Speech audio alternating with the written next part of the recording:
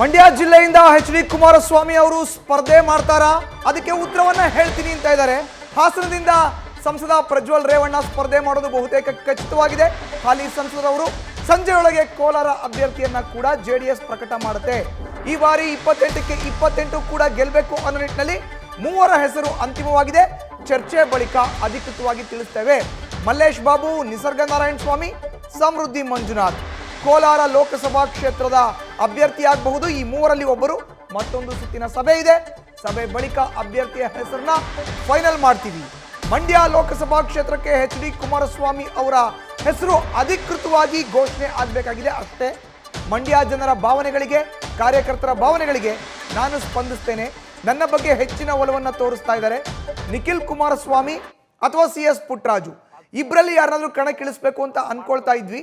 ಆದರೆ ಮಂಡ್ಯದ JDSನ ಕಾರ್ಯಕರ್ತರು, ಅಲ್ಲಿನ ಹಾಲಿ ಶಾಸಕಗಳಿರ್ಬೋದು, ಮಾಜಿ ಶಾಸಕಗಳಿರ್ಬೋದು, ಎಲ್ಲರೂ ಕೂಡ ಕಾರ್ಯಕರ್ತರ ಆದಿಯಾಗಿ ನನ್ನ ಮೇಲೆ ಹೆಚ್ಚಿನ ಒತ್ತಡವನ್ನ ಹೇರ್ತಾ ಇದ್ದಾರೆ. ಈ ನಿಟ್ಟಿನಲ್ಲಿ ಸಂಜೆ ಒಳಗೆ ಅಧಿಕೃತವಾದಂತ ನಿರ್ಧಾರವನ್ನ ಪ್ರಕಟ ಮಾಡ್ತೀನಿ ಅಂತ ಖುದ್ದು ಎಚ್.ಡಿ. ಕುಮಾರಸ್ವಾಮಿ ಅವರು ಮಾಧ್ಯಮಗಳ ಮುಂದೆ ಈ ಹೇಳಿಕೆಯನ್ನ ಈಗಷ್ಟೇ ನೀಡಿದ್ದಾರೆ. ಬೆಂಗಳೂರಿನ JP ನಗರದ ನಿವಾಸದಲ್ಲಿ ಸುದ್ದಿಗೋಷ್ಠಿಯನ್ನು ನಡೆಸಿದ್ರು. JDSನ ಕೋರ್ ಕಮಿಟಿ ಸಭೆ ಬಳಿಕ ಅದಾದ ಮೇಲೆ ಈ ರೀತಿಯ ಹೇಳಿಕೆಯನ್ನು ನೀಡಿದ್ದಾರೆ.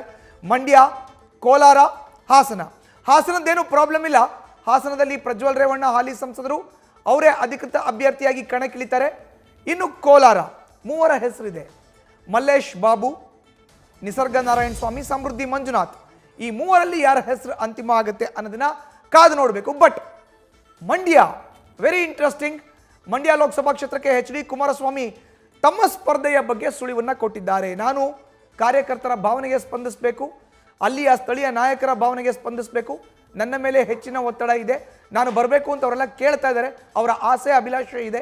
ಹೀಗಾಗಿ ಸಂಜೆ ಒಳಗಡೆ ಅಧಿಕೃತವಾದಂಥ ನಿರ್ಧಾರವನ್ನು, ನಿಲುವನ್ನು ನಿಮ್ಮ ಮುಂದೆ ಪ್ರಕಟ ಮಾಡ್ತೀನಿ ಅಂತ ಕ್ಯಾಮರಾ ಮುಂದೆ ತಿಳಿಸಿದ್ದಾರೆ ಎಚ್.ಡಿ. ಕುಮಾರಸ್ವಾಮಿ. ಮಂಡ್ಯ ಜಿಲ್ಲೆಯಿಂದ ಎಚ್.ಡಿ. ಕುಮಾರಸ್ವಾಮಿ ಈ ಬಾರಿ ಸ್ಪರ್ಧೆ ಮಾಡೋದು ಬಹುತೇಕ ಖಚಿತವಾಗ್ತಾ ಇದೆ. ಅವರ ಮಾತಿನಲ್ಲೇ ಹಾಸನದಿಂದ ಹಾಲಿ ಸಂಸದ ಪ್ರಜ್ವಲ್ ರೇವಣ್ಣ ಅವರು ಸ್ಪರ್ಧೆ ಮಾಡೋದು ಖಚಿತ ಆಗ್ತಾ ಇದೆ. ಸಂಜೆ ಒಳಗೆ ಕೋಲಾರದ ಅಭ್ಯರ್ಥಿಯ ಹೆಸರನ್ನ ಪ್ರಕಟ ಮಾಡ್ತೇವೆ. ಮೂವರ ಹೆಸರು ಅಂತಿಮವಾಗಿದೆ. ಚರ್ಚೆಯ ಬಳಿಕ ಈ ನಿರ್ಧಾರವನ್ನು ತೆಗೆದುಕೊಳ್ಳಲಾಗಿದೆ ಅಂತ ಸುದ್ದಿಗೋಷ್ಠಿಯಲ್ಲಿ ಖುದ್ದು ಕುಮಾರಸ್ವಾಮಿ ಅವರು, JDSನ ಶಾಸಕಾಂಗ ಪಕ್ಷದ ನಾಯಕರು, ಜೊತೆಗೆ JDSನ ರಾಜ್ಯಾಧ್ಯಕ್ಷರು ಆಗಿರುವಂಥ ಕುಮಾರಸ್ವಾಮಿ ಅವರು ಈ ಮಾತನ್ನ ಹೇಳಿದ್ದಾರೆ. ಮತ್ತೊಂದು ಸುತ್ತಿನ ಸಭೆ ಬಳಿಕ ಎಲ್ಲವೂ ಕೂಡ ಅಂತಿಮವಾಗುತ್ತೆ ಅನ್ನೋ ಒಂದು ವಿಷಯವನ್ನ ಮಾಧ್ಯಮಗಳ ಮುಂದೆ ತಿಳಿಸಿದ್ದಾರೆ ಎಚ್.ಡಿ. ಕುಮಾರಸ್ವಾಮಿ. ಮಂಡ್ಯ ಲೋಕಸಭಾ ಕ್ಷೇತ್ರಕ್ಕೆ ಎಚ್.ಡಿ. ಕುಮಾರಸ್ವಾಮಿ ಅವರು ಅಭ್ಯರ್ಥಿಯಾಗೋದು 99% ಅಧಿಕೃತವಾಗಿದೆ. ಅಧಿಕೃತ ಘೋಷಣೆ ಒಂದೇ ಬಾಕಿ. ಪಕ್ಷದ ವತಿಯಿಂದ ಅಧಿಕೃತವಾಗಿ ಅಭ್ಯರ್ಥಿಯ ಘೋಷಣೆ ಆಗಬೇಕಾಗುತ್ತೆ.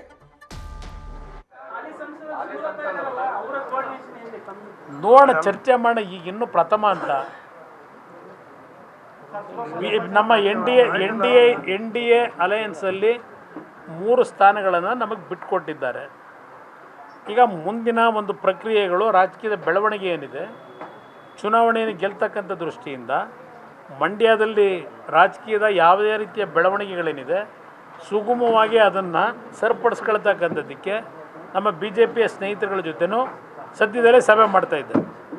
ಓಕೆ, ಎತ್ಕೊಂಡ್ರಪ್ಪ ಇವು ಯಾರು ಬಂದು ಎತ್ಕೊಡ್ರಿ. ಆಯ್ತು, ಬನ್ನಿ.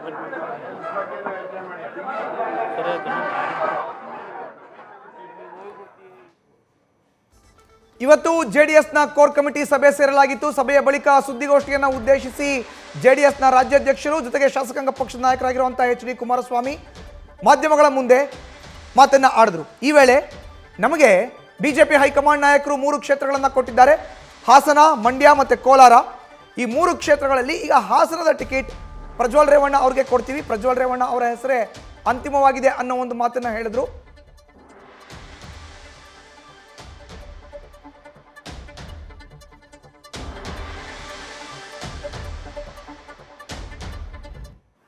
ಇವತ್ತು BJPಯ ನಾಯಕರು, JDSನ ನಾಯಕರು ಜೊತೆಗೂಡಿ ಯಾವ ರೀತಿ ನಡೀತಾ ಇದೆ, ಆ ಒಂದು ರೀತಿಯ ಒಂದು ಮಾದರಿ ಇಡೀ ರಾಜ್ಯದ 28 ಲೋಕಸಭಾ ಕ್ಷೇತ್ರದಲ್ಲಿ ಆಗಬೇಕಾಗಿದೆ.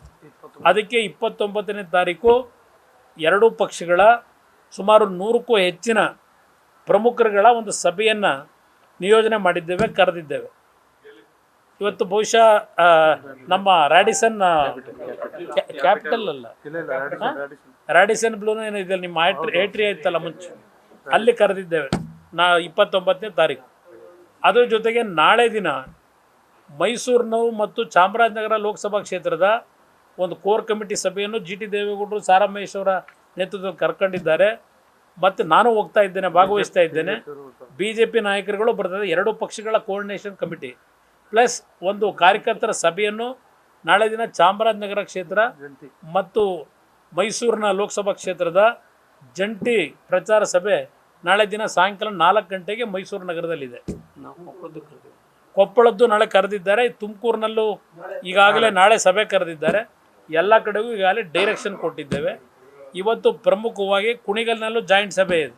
ಎಲ್ಲ ಕಡೆ ಒಂದು ಸುಗಮವಾಗಿ 2 ಪಕ್ಷಗಳ ಕಾರ್ಯಕರ್ತರುಗಳು, ನಾಯಕರು ಒಂದಾಗಿ ಚುನಾವಣಾ ಪ್ರಕ್ರಿಯೆಗಳು ನಡೆಯತಕ್ಕಂಥದ್ದಕ್ಕೆ ಇವತ್ತು ಪ್ರಮುಖವಾಗಿ ನಿರ್ಧಾರಗಳೇನಾಗಿದೆ, ಎಲ್ಲ ಘಟಕಗಳಿಗೆ ಇವತ್ತು ಸೂಚನೆ ಹೋಗ್ತಾ ಇದೆ. ನಿನ್ನೆ ದಿನ ಒಂದು ಸೂಚನೆಯನ್ನು ಕಳಿಸಿದ್ದೇವೆ.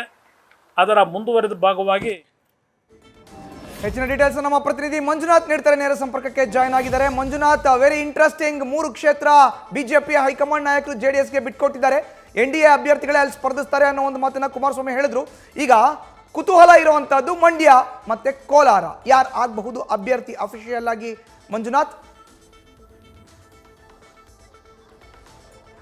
ಮಧುಸೂದನ್, ಇವತ್ತು ರಾಜ್ಯ JDSನ ಕೋರ್ ಕಮಿಟಿ ಸಭೆಯನ್ನು JT ದೇವೇಗೌಡರ ನೇತೃತ್ವದಲ್ಲಿ ಇವತ್ತು ಕುಮಾರಸ್ವಾಮಿ ಅವರ ನಿವಾಸದಲ್ಲಿ ನಡೆಯಿತು. ಈ ಪ್ರಮುಖ ಒಂದು ಸಭೆಯಲ್ಲಿ ಚರ್ಚೆ ಆಗಿರುವಂಥದ್ದು ಏನು ಮಂಡ್ಯ ಲೋಕಸಭಾ ಚುನಾವಣೆಯಿಂದ ಯಾರು ಅಭ್ಯರ್ಥಿ ಆಗಬೇಕು ಅನ್ನೋದ್ರ ಬಗ್ಗೆ ಸಾಕಷ್ಟು ಚರ್ಚೆ ಆಗಿತ್ತು. ಹಿಂದೆ ಕೂಡ ಮಂಡ್ಯ ನಾಯಕರ ಜೊತೆಗೆ ಹಲವು ನಾಯಕರುಗಳು ಕೂಡ ಈ ಒಂದು ಕುಮಾರಸ್ವಾಮಿ ಅವರು ಏನು ಮಂಡ್ಯದಿಂದ ಸ್ಪರ್ಧೆ ಮಾಡಿದ್ರೆ ಸೂಕ್ತ ಅನ್ನೋ ಒಂದು ಅಭಿಪ್ರಾಯವನ್ನು ವ್ಯಕ್ತಪಡಿಸಿದ್ರು. ಆದರೆ ಕುಮಾರಸ್ವಾಮಿ ಅವರು ಇವತ್ತು JDSನ ಕೋರ್ ಕಮಿಟಿ ಸಭೆಯಲ್ಲಿ ಚರ್ಚೆ ಮಾಡಿ ಏನು JDS ಪಕ್ಷವನ್ನು ಮುಂದಿನ ದಿನಗಳಲ್ಲಿ ಉಳಿಸ್ಕೊಳ್ಬೇಕಾದಂಥ ಅನಿವಾರ್ಯತೆ ಇದೆ, ಹೀಗಾಗಿ ಸ್ಪರ್ಧೆ ಮಾಡೋದು ಉತ್ತಮ ಅನ್ನೋ ಒಂದು ಸಲಹೆ ಕೂಡ ಕೋರ್ ಕಮಿಟಿಯಲ್ಲಿ ತೀರ್ಮಾನ ಆಗಿರುವಂಥದ್ದು. ಹೀಗಾಗಿ ಕುಮಾರಸ್ವಾಮಿ ಅವರು ಸ್ಪಷ್ಟವಾಗಿ ಹೇಳಿದ್ದಾರೆ, ಏನು ಮುಂದಿನ ಪಕ್ಷದ ಉಳಿಗಾಗಿ ಜೊತೆಗೆ ಪಕ್ಷದ ಒಂದು ಬೆಳವಣಿಗೆಗಳಿಗಾಗಿ ನಾನು ಮಂಡ್ಯದಿಂದ ಸ್ಪರ್ಧೆ ಮಾಡ್ತಾನೆ. ಯಾಕಂದರೆ ನನಗೆ ರಾಮನಗರ ಒಂದು ರಾಜಕೀಯವಾಗಿ ಒಂದು ಜನ್ಮ ಕೊಟ್ಟಂಥ ಕ್ಷೇತ್ರ ಆಗಿರ್ಬೋದು, ಆದರೆ ಮಂಡ್ಯ ಜೊತೆ ನಂದು ಭಾವನಾತ್ಮಕ ಸಂಬಂಧ ಇದೆ. ಜೊತೆಗೆ JDS ಪಕ್ಷಕ್ಕೆ ಹೃದಯ ಭಾಗ ಮಂಡ್ಯ. ಹೀಗಾಗಿ ನಾನು ಕಾರ್ಯಕರ್ತರು ಅಲ್ಲಿನ ಮುಖಂಡರ ಒತ್ತಾಯದ ಮೇರೆಗೆ ಮಂಡ್ಯ ಕ್ಷೇತ್ರದಿಂದ ಸ್ಪರ್ಧೆ ಮಾಡ್ತೀನಿ ಅನ್ನೋ ಒಂದು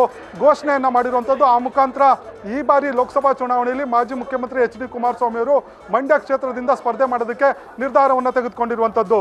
ಮಧುಸೂದನ್. ಮಂಜುನಾಥ್, ಇನ್ನು HD ಕುಮಾರಸ್ವಾಮಿ ಅವರು ಮಂಡ್ಯ ಲೋಕಸಭಾ ಕ್ಷೇತ್ರಕ್ಕೆ ಅಭ್ಯರ್ಥಿ ಆಗ್ತಾರೆ ಅಂತ ಮೊಟ್ಟ ಮೊದಲ ಬಾರಿಗೆ ಹೇಳಿದ್ದೆ ನ್ಯೂಸ್ ಫಸ್ಟ್. ಮಂಜು,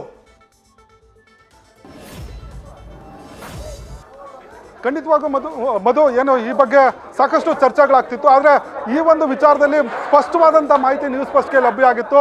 ಏನು ಕುಮಾರಸ್ವಾಮಿ ಅವರು ಈ ಬಾರಿ ಲೋಕಸಭಾ ಚುನಾವಣೆಗೆ ಮಂಡ್ಯ ಕ್ಷೇತ್ರದಿಂದ ಸ್ಪರ್ಧೆ ಮಾಡ್ತಾರೆ, ಮಂಡ್ಯದಿಂದ ಸ್ಪರ್ಧೆ ಮಾಡಿ ಕೇಂದ್ರದಲ್ಲಿ ಒಂದು ಉನ್ನತ ಸ್ಥಾನವನ್ನು ಅಲಂಕರಿಸ್ತಾರೆ ಅನ್ನೋ ಒಂದು ಮಾಹಿತಿಯನ್ನು ನ್ಯೂಸ್ ಫಸ್ಟ್ ಸಾಕಷ್ಟು ಬಾರಿ ಒಂದು ಪ್ರಸಾರ ಮಾಡಿತ್ತು. ಆದರೂ ನಿಖರವಾದಂಥ ಮಾಹಿತಿಗಳನ್ನು ಇವತ್ತು ಸ್ವತಃ ಕುಮಾರಸ್ವಾಮಿ ಅವರು ಈ ಒಂದು ವಿಚಾರವನ್ನು ಸ್ಪಷ್ಟವಾಗಿ ಹೇಳಿದ್ದಾರೆ. ಕುಮಾರಸ್ವಾಮಿ ಅವರು ಪಕ್ಷದ ಉಳಿವಿಗಾಗಿ ಜೊತೆಗೆ ಈ ಒಂದು ವಿಚಾರವನ್ನು ಸಾಕಷ್ಟು ಗಂಭೀರವಾಗಿ ತೆಗೆದುಕೊಂಡು ಚರ್ಚೆ ಮಾಡಿ ಅಲ್ಲಿನ ಕಾರ್ಯಕರ್ತರು ಮಾಜಿ ಶಾಸಕರುಗಳ ಒಂದು ಅಭಿಪ್ರಾಯ ಆಗಿತ್ತು.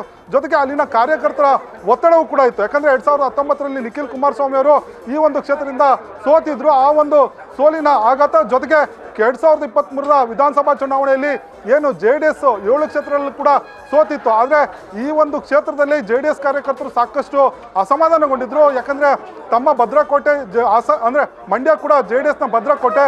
ಈ ಕ್ಷೇತ್ರದಲ್ಲಿ ಕುಮಾರಸ್ವಾಮಿ ಅವರು ಸ್ಪರ್ಧೆ ಮಾಡಬೇಕು ಅಥವಾ ನಿಖಿಲ್ ಕುಮಾರಸ್ವಾಮಿ ಸ್ಪರ್ಧೆ ಮಾಡಬೇಕು ಅನ್ನೋ ಒಂದು ಒತ್ತಡವನ್ನು ಕೂಡ ಹಾಕಿರುವಂಥದ್ದು. ನಿನ್ನೆ ಕಾರ್ಯಕರ್ತ ಒಬ್ಬ ಕೂಡ ಮಂಡ್ಯ ಕಾರ್ಯಕರ್ತ ತನ್ನ ಕೈಯನ್ನು ಕೂಡ ಕಟ್ ಮಾಡಿಕೊಂಡು ಒಂದು ಕುಮಾರಸ್ವಾಮಿ ಅವರು ಸ್ಪರ್ಧೆ ಮಾಡಲೇಬೇಕು ಅನ್ನೋ ಒಂದು ಆಗ್ರಹವನ್ನು ಕೂಡ ಮಾಡಿದರು. ಹೀಗಾಗಿ ಇವತ್ತು ಕುಮಾರಸ್ವಾಮಿ ಅವರು ಒಂದು ಸ್ಪಷ್ಟವಾದಂಥ ನಿರ್ಧಾರವನ್ನು ತೆಗೆದುಕೊಂಡಿದ್ದಾರೆ.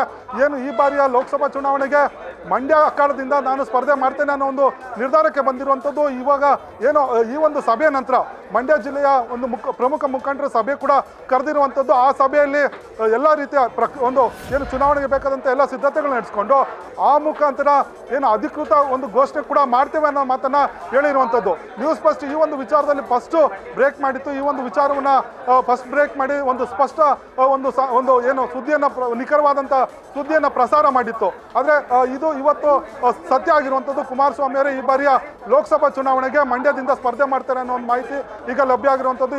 ಈ ಒಂದು ವಿಚಾರದಲ್ಲಿ ಕುಮಾರಸ್ವಾಮಿ ಅವರು ಸಾಕಷ್ಟು ಅಳೆದು ತೂಗಿ ಪಕ್ಷದ ಮುಖಂಡರ ಅಭಿಪ್ರಾಯಗಳನ್ನು ಸಂಗ್ರಹ ಮಾಡಿದ್ರು.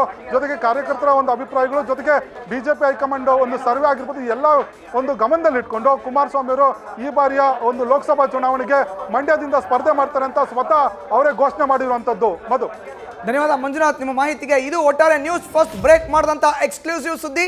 HD ಕುಮಾರಸ್ವಾಮಿ ಅವರು 2024 ಲೋಕಸಭಾ ಕ್ಷೇತ್ರದ ಚುನಾವಣೆಯಲ್ಲಿ ಮಂಡ್ಯ ಲೋಕಸಭಾ ಕ್ಷೇತ್ರದಿಂದ ಕಣಕ್ಕಿಳಿತಾರೆ ಅನ್ನೋದನ್ನ ಮೊಟ್ಟ ಮೊದಲ ಬಾರಿಗೆ ಹೇಳಿದ್ದೆ ನಿಮ್ಮ ನ್ಯೂಸ್ ಫಸ್ಟ್ ವರದಿ ಇವತ್ತು ಸತ್ಯ ಆಗಿದೆ, ನಿಖರವಾಗಿದೆ. ನ್ಯೂಸ್ ಫಸ್ಟ್ ವರದಿ ಬೆನ್ನಲ್ಲೇ ಇವತ್ತು ಅಧಿಕೃತವಾಗಿ ಹೇಳಿದ್ದಾರೆ, ನಾನು ಭಾವನಾತ್ಮಕವಾಗಿ ಮಂಡ್ಯ JDSಗೆ ಹೃದಯ ಭಾಗ ಇದ್ದಂತೆ, ನಾನು ಅಲ್ಲಿ ಸ್ಪರ್ಧೆ ಮಾಡಬೇಕು ಅನ್ನೋದು ಸ್ಥಳೀಯ ನಾಯಕರ ಕಾರ್ಯಕರ್ತರ ಆಸೆ ಅಭಿಲಾಷೆ. ಅವರ ಆಸೆ ಅಭಿಲಾಷೆಗೆ ನಾನು ಇಲ್ಲ ಅನ್ನೋ ಆಗೋದಿಲ್ಲ. ರಾಮನಗರ ಮತ್ತು ಚನ್ನಪಟ್ಟಣ ಸೇರಿದಂತೆ ಮಂಡ್ಯ ವಿಷಯ ಕೂಡ ಸಂಜೆ ಒಳಗೆ ಅಧಿಕೃತವಾಗಿ ಘೋಷಣೆ ಮಾಡ್ತೀನಿ ಅನ್ನೋದು ಕುಮಾರಸ್ವಾಮಿ ಅವರ ಒನ್ಲೈನ್ ಮಾತು. ನ್ಯೂಸ್ ಫಸ್ಟ್ ನಿರ್ಭೀತಿಯಿಂದ ನಿಮ್ಮ ಪರವಾಗಿ.